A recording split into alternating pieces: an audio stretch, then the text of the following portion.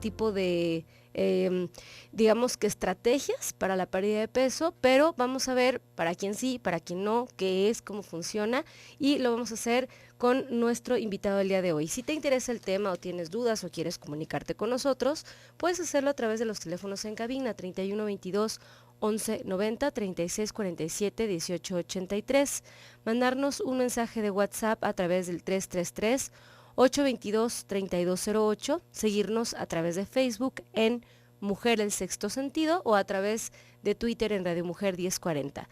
Escúchenos desde cualquier parte marcando el teléfono 0189-927-466-65 a través de Audio Now, y recuerda que puedes bajar la aplicación de Radio Mujer en tu celular para iTunes o a través de iTunes para iPhone o a través de Google Play para Android. Quédate con nosotros, estamos ya con Netza Díaz. Netza, muy buenos días, ¿cómo estás?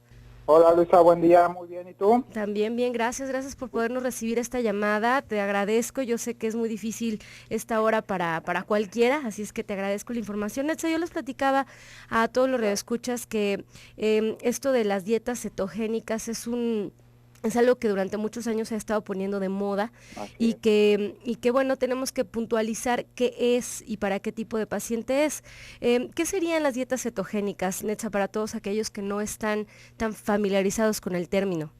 Ok, Luisa, mira, las dietas cetogénicas son una corriente, son una especie de formas para alimentarnos en los cuales estamos nosotros teniendo ingestas muy por debajo de las recomendadas por las asociaciones más importantes de nutrición. Entonces, lo que va a pasar en el organismo es que al no suministrar las cantidades adecuadas de energía derivadas de los carbohidratos, el hígado va a empezar a formar unas sustancias que se llaman cuerpos cetónicos. Entonces, estos cuerpos cetónicos van a ir a suministrarle esa energía a los órganos vitales, el cual la glucosa o los carbohidratos que se deriva la glucosa, pues estas personas no están ingiriéndolo, ¿sí? Entonces el hígado va a empezar a raíz de qué componentes, primeramente de las grasas, ¿sí?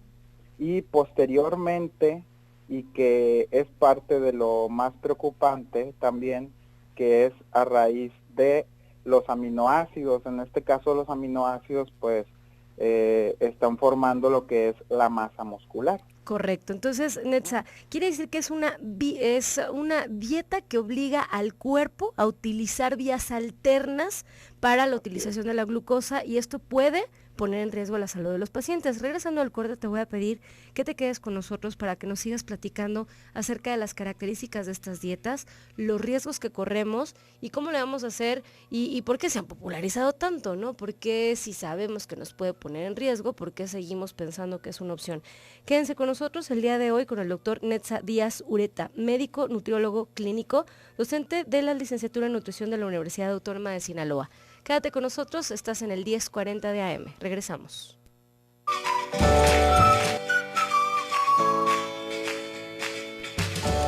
7:19 de la mañana, estamos de vuelta en tu programa Nutrición y Vida. El día de hoy hablando acerca de la cetoacidosis, específicamente hablando de dietas cetogénicas. ¿Por qué hago esta especificación? Bueno, porque este tema es increíblemente amplio y se puede ir como por muchas vertientes, pero el día de hoy vamos a enfocarlo al tema de nutrición. Resulta que con mucha frecuencia les hemos explicado que la vía de preferencia de alimentación del cerebro se llama glucosa. Digamos que su alimento favorito, con el que mejor se entiende, es la glucosa, que normalmente obtenemos a partir de lo que comemos en la dieta. Entonces comemos, se va a torrente sanguíneo como en forma de glucosa, y entonces el cerebro puede alimentarse de este sustrato llamado glucosa. Pero a veces porque tenemos un ayuno prolongado o dejamos de comer la cantidad de comida que deberíamos o porque se nos ocurre disminuir la cantidad de carbohidratos en nuestra dieta que vengan, por ejemplo, de lactosa o de fructosa o de hidratos de carbono complejos, el cuerpo dice, chin, no tengo suficiente, ¿qué hago? Y como es tan inteligente nuestro cuerpo y no se va a quedar sin alimentar al cerebro, que es prioridad, se pone muy creativo y se pone a buscar vías alternas de alimentación, como bien nos lo decía nuestro invitado del día de hoy, el doctor Netza Díaz, médico y nutriólogo clínico, que nos decía, bueno, pues no se va a quedar sin nada, ¿verdad? Va a buscar formas alternas de alimentación, que es en la formación de algo que se llama cuerpos cetónicos, que son a partir de grasas, pero sobre todo, como él bien nos mencionaba, a partir de aminoácidos. Netza, esto pues suena raro. Entonces, ¿por qué se han puesto de moda estas dietas? ¿Por qué pudieran ser opción para algún paciente o por qué se supone que es una solución para la pérdida de peso? Muy bien, Luisa. Mira, hay que aclarar algo. Este tipo de corrientes, de modas, de alimentación, no son una novedad, ya que podemos decir que desde los años 70, casi el doctor Robert Atkins, pues ha sido el mayor exponente de este tipo de planes de alimentación.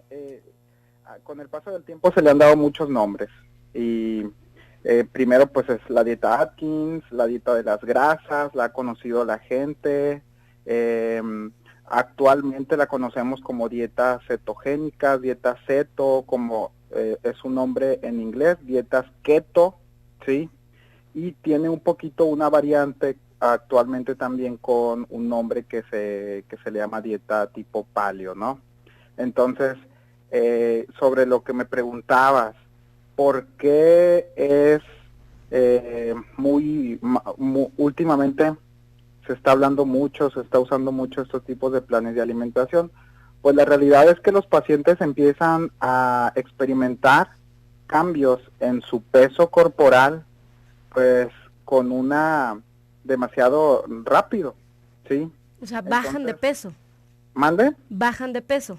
Bajan de peso los pacientes, efectivamente, eso no lo vamos a negar, pero la calidad con la que están bajando de peso no es la que los profesionales de la salud esencialmente recomendamos, porque primeramente estamos rompiendo con una ley muy importante de la nutrición, en el cual dice que ningún alimento se tiene que excluir.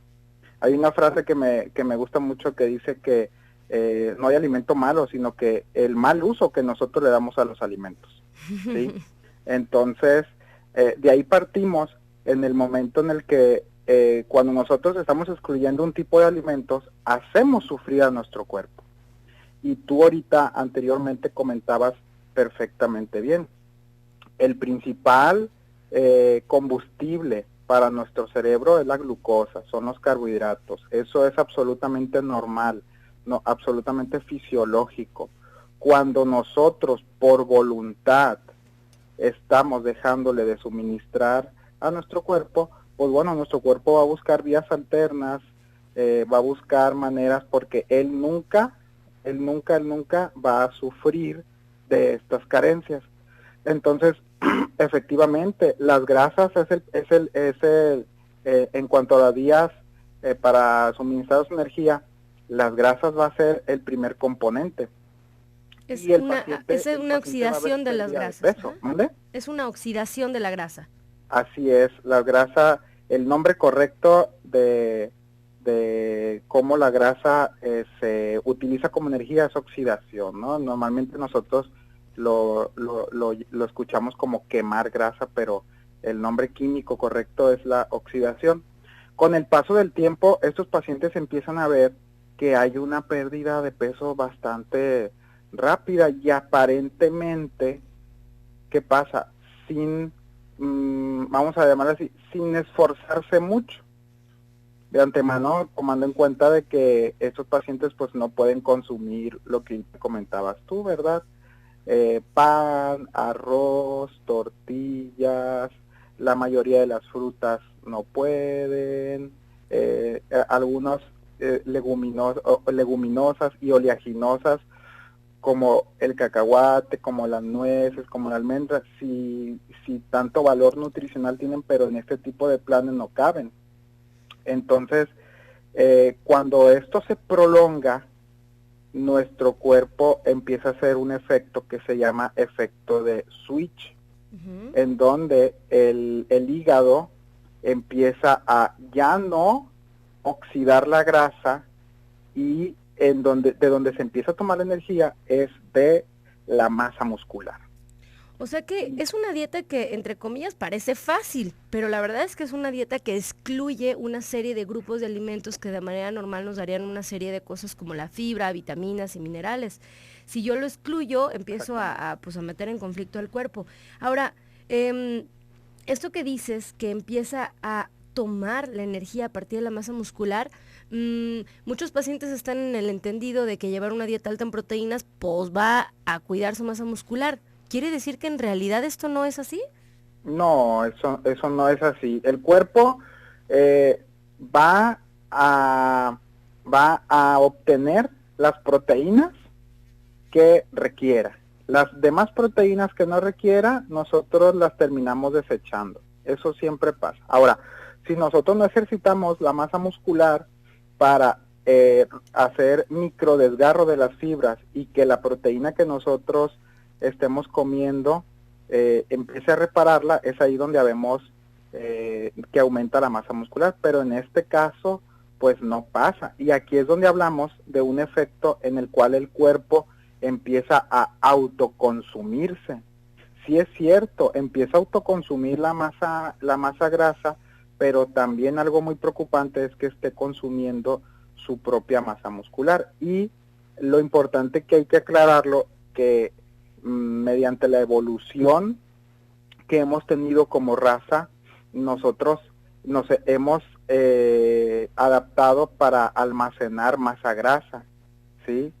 Nosotros nos hemos adaptado, pero el ser humano no almacena masa muscular. Eso estaría buenísimo. Nosotros vemos claro que sí, Luisa, nosotros vemos el clásico ejemplo de la persona que va mucho al gimnasio y genera un cierto volumen de masa muscular. Entonces, esa persona deja de ejercitar su músculo y ¿qué pasa? El músculo desciende, pero no es que disminuya a parámetros anormales, mínimos, disminuye el músculo a donde fisiológicamente está diseñado que ese músculo llegue. ¿Qué pasa entonces con una persona que hace este tipo de planes de alimentación por tiempos prolongados? Va a disminuir su masa muscular. Si esta persona no tenía ese excedente, estaba en una masa muscular normal o deficiente, imagínate tú lo que eso va a provocar en su salud. Correcto, entonces tenemos que entender que tenemos una reserva predeterminada de masa muscular y que tenemos que como hacer todo el esfuerzo y enfocar todas nuestras acciones a mantener esa masa muscular, porque va a tener una serie de repercusiones saludables si lo hacemos. Mantener masa muscular es el tema.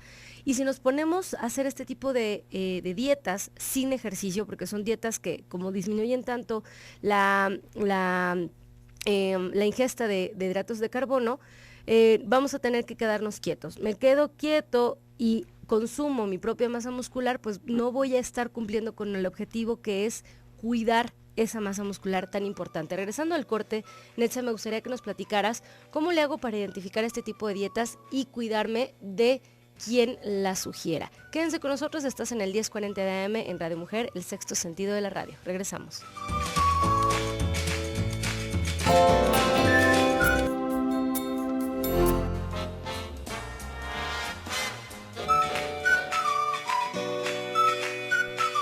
7:35 de la mañana, estamos de vuelta en tu programa Nutrición y Vida. El día de hoy platicando acerca de la cetoacidosis, en realidad de las dietas cetogénicas, de manera muy específica. Y Estábamos platicando con nuestro invitado del día de hoy, Netza Díaz, médico y nutriólogo clínico, que es docente de la Universidad Autónoma de Sinaloa, que él nos estaba explicando acerca de cómo estas dietas cetogénicas se han popularizado, que si bien el paciente va a bajar de peso, va a poner en riesgo al menos su masa muscular. Tiene otra serie de riesgos, pero yo quisiera, Netza, que nos platicaras cómo son estas dietas para quienes estén así escuchándonos, que paren la oreja y sepan que cómo funcionan. ¿Cómo es? ¿Cómo podrías describir una de estas dietas? ¿Ahí nos escucha, Netza? ¿Sí? ¿Se escucha? ¿Yo lo estoy escuchando? Creo que no lo tenemos en la línea todavía, pero vamos a intentar nuevamente hacer la llamada. Vamos a intentar llamarlo a través de otra línea, pero bueno, les platico que estas dietas se han popularizado mucho y para quienes nos acaban de sintonizar, son dietas que no son nuevas, tienen como de los años 70, es toda una corriente de planes de alimentación que sugieren la disminución drástica de los hidratos de carbono en la dieta. Esto es de frutas, de verduras, de cereales, de leguminosas, inclusive de oleaginosas, como bien nos lo decía nuestro invitado el día de hoy. Nos había dicho él que a partir de los años 70 se empezaron a llamar, por ejemplo, la dieta Atkins o la dieta de las grasas, o las dietas cetogénicas, o las dietas keto, que ahora es como el anglicismo que se ha empezado a utilizar para nombrar este tipo de alimentación donde se hace una reducción importante de la ingesta de los hidratos de carbono. Ya tenemos de nueva cuenta a Netza en la línea, todavía no, en un segundito más. Ok, bueno, les platico que estas dietas tienen ciertas características, cumplen con el dar un aporte excesivo de proteínas en la dieta. ¿Por qué? Porque además si no el paciente no se llenaría. Y entonces, por ejemplo, dan, por ejemplo, huevo en la mañana, huevo completito, y dan una gran cantidad. Inclusive, en algunos de los esquemas, ni siquiera toman en cuenta la cantidad de proteína que debes de comer, simplemente te la dejan de manera completamente libre. Entonces, Netza, ya te tenemos nuevamente en la línea. ¿Cómo poder hacer una descripción de un menú de un día de una dieta cetogénica? Pues mira, hoy también lo comentabas, regularmente en la mayoría de los casos ese tipo de planes son llevados por personas que no tienen ninguna preparación en nutrición, es la realidad, ¿sí? No tienen ninguna licenciatura, mucho menos un estudio de posgrado, ya sea maestría o doctorado, ¿verdad? Regularmente estas personas pueden anunciarse como coach, sí, nutricionales, como head coach, como personas que solamente asesoran y pues bueno, empiezan a manejar mal también este tipo de planes de alimentación. Un día normal, Luisa, pues podría ser estas personas el desayunar huevo con jamón, ¿sí? Y no sé, chorizo. Posteriormente una colación de mediodía pueden ser rebanadas de jamón así puras, y una colación de la tarde puede ser chicharrón, ¿sí? Chicharrón de cerdo. Chicharrón de cerdo, sí. Posteriormente también en la tarde pudiera ser la cantidad libre de carne de res, ¿verdad? Muchas veces siempre recomiendan algunos tipos de vegetales que sabemos que estos vegetales pues son muy bajos en hidratos de carbono, ¿verdad? Entonces pues venimos cayendo en lo mismo y pues bueno, es muy limitado también. Ya en la noche pueden ser 2 latas de atún con un poco más de carne de res o de jamón podría ser.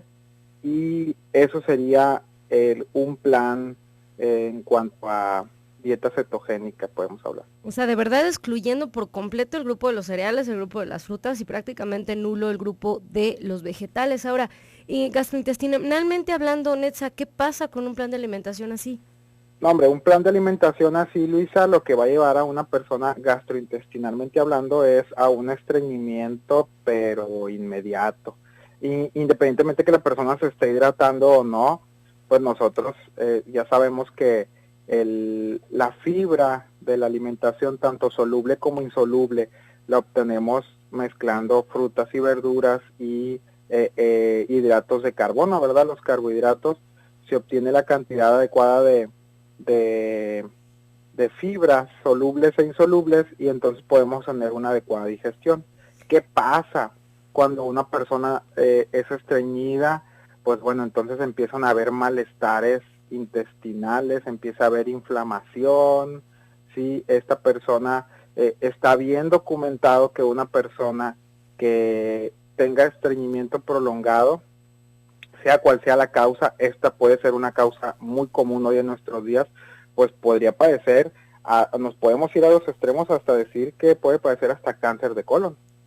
Correcto, que Sí. solamente en pacientes que tengan un antecedente y predisposición genética Claro, para, ¿no? así es. Bien, oye Netza, y en un plan de alimentación así, ¿tienes hambre o no tienes hambre? Porque podría parecer que si yo quito algunos grupos de alimentos, pues a lo mejor me va a dar hambre. ¿El paciente tiene hambre o no tiene hambre cuando hace estos Probablemente planes? al principio estos pacientes no presenten tanto este efecto del hambre, ya que hay los componentes en la alimentación que causan mayor saciedad, aparte de la fibra, que sabemos que estas dietas son muy pobres en fibra, son las proteínas y las grasas, puesto que duran mucho tiempo en hacer la digestión, enlentecen la digestión, ¿sí? Entonces, en cuestión de apetito, muy probablemente los pacientes, la gran mayoría, no tengan ningún inconveniente en cuanto a comentarnos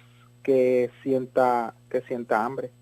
Correcto, o sea, es una dieta en la que me voy a sentir saciado, pero gastrointestinalmente hablando voy a empezar a tener problemas. Entonces, así es, Luisa, y probablemente también estos pacientes, como no le están suministrando al cerebro la cantidad adecuada de energía o la calidad de la energía que el cerebro necesita, es muy común ver a estos pacientes con dolores de cabeza recurrentes, ¿sí?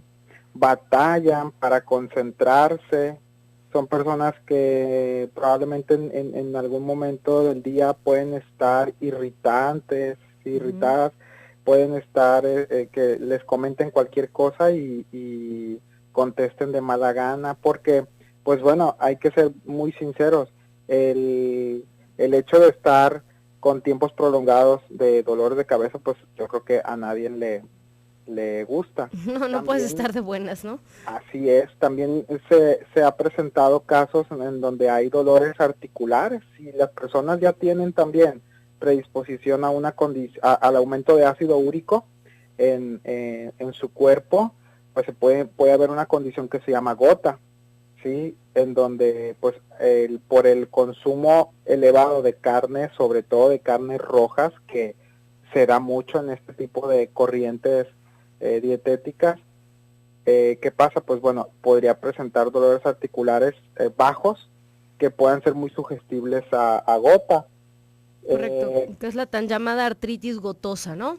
Así es. Hay que también comentar algo muy importante y que esto lo hemos visto muchas veces también en la consulta. Llegan pacientes con tiempos muy prolongados en este tipo de planes de alimentación y hay dos condiciones que pueden realmente desgastar mucho el organismo. La primera es que cuando un paciente que vuelve a retomar los carbohidratos, empiezan a haber elevaciones súbitas de la glucosa en sangre.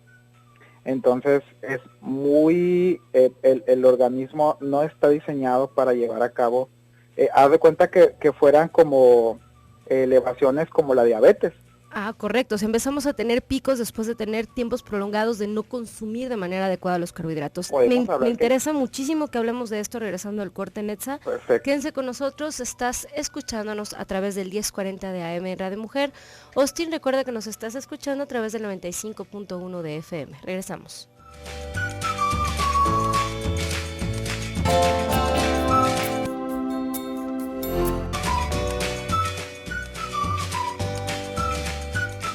7:49 de la mañana, estamos de vuelta en tu programa Nutrición y Vida. El día de hoy hablando acerca de las dietas cetogénicas. Ya nos decía nuestro invitado del día de hoy, el doctor Netza Díaz, el nutriólogo, además de médico, nutriólogo clínico, que nos estaba explicando cuáles son las características de esta dieta, el desgaste al cual nos sometemos cuando llevamos dietas de este estilo de manera prolongada y cómo vamos a empezar a tener una situación metabólica alterada cuando hacemos esta reintroducción mal hecha, además de los carbohidratos en la dieta.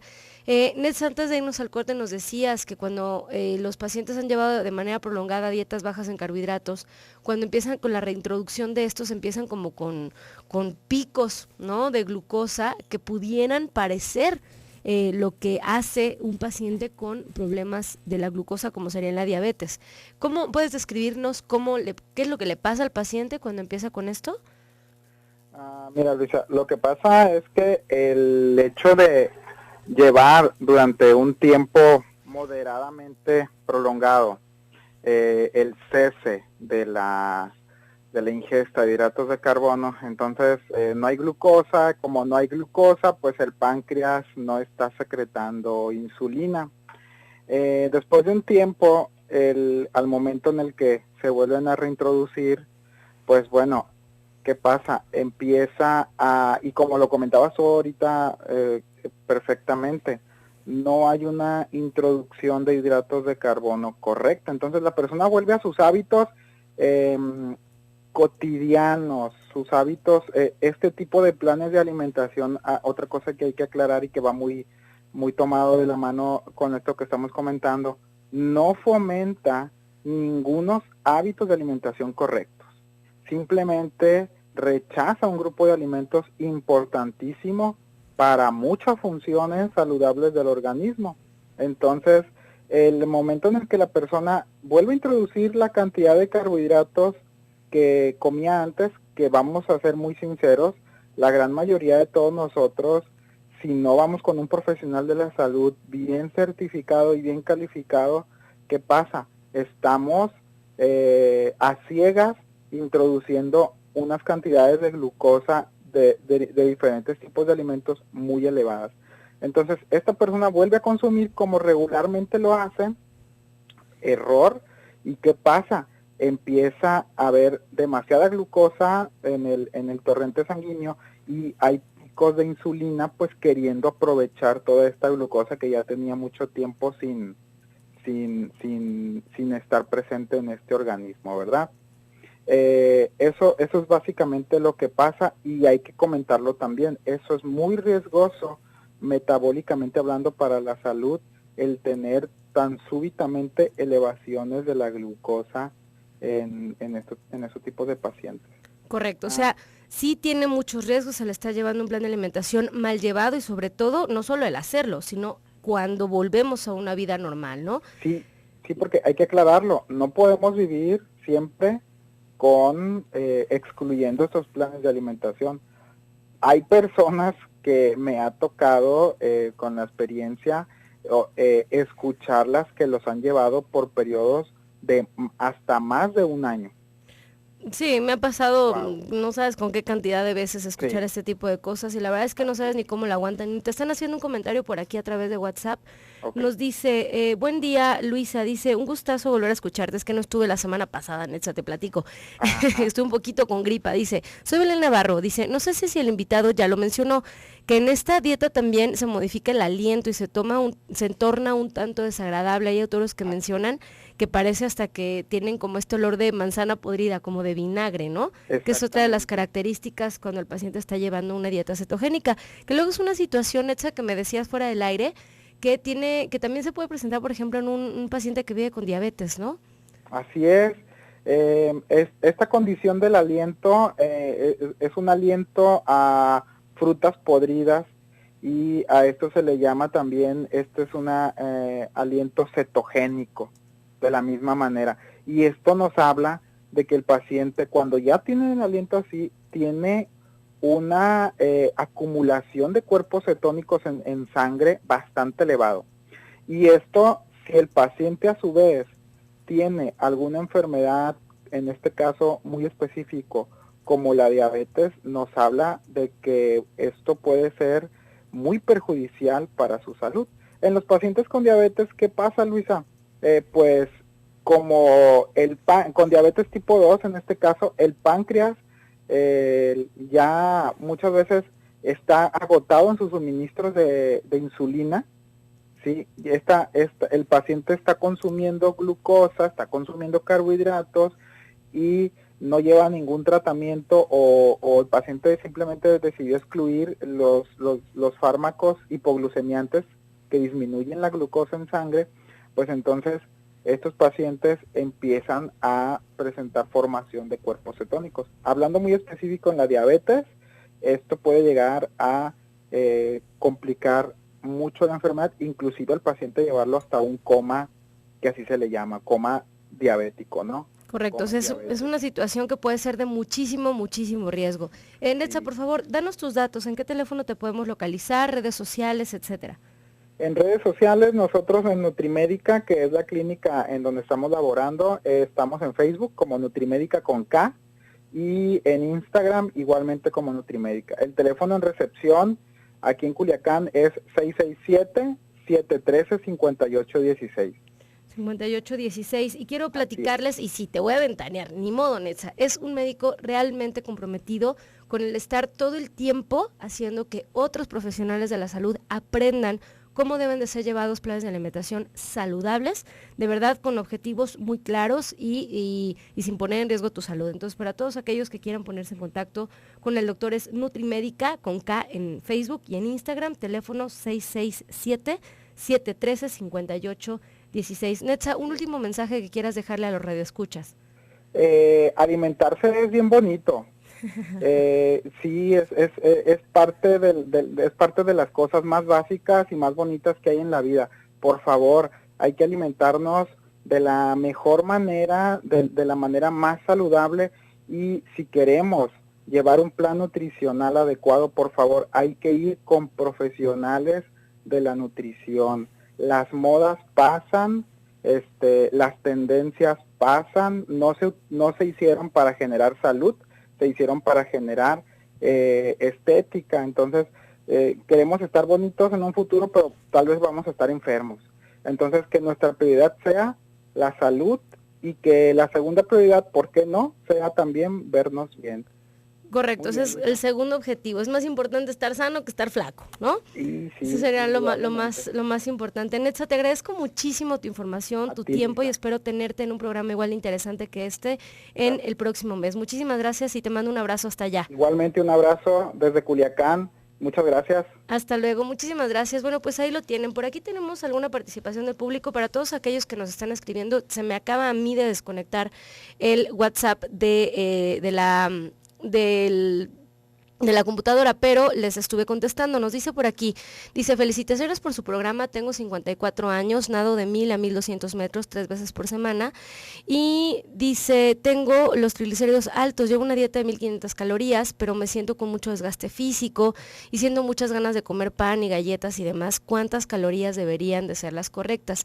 Yo te contestaba en el teléfono 3988 que nos escribe que no es tan importante la cantidad de calorías que estás consumiendo, sino la calidad de los alimentos que estás consumiendo.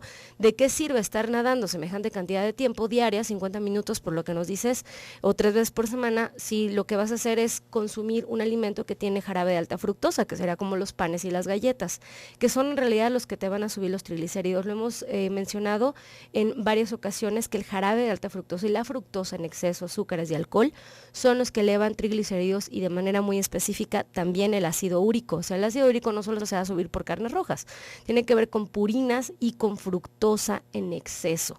Entonces, estas dos cosas están en estudios clínicos grandes y aleatorizados y de mucho tiempo atrás, además. Entonces, mucho cuidado con los azúcares en tu dieta, no tiene que ver con la grasa necesariamente.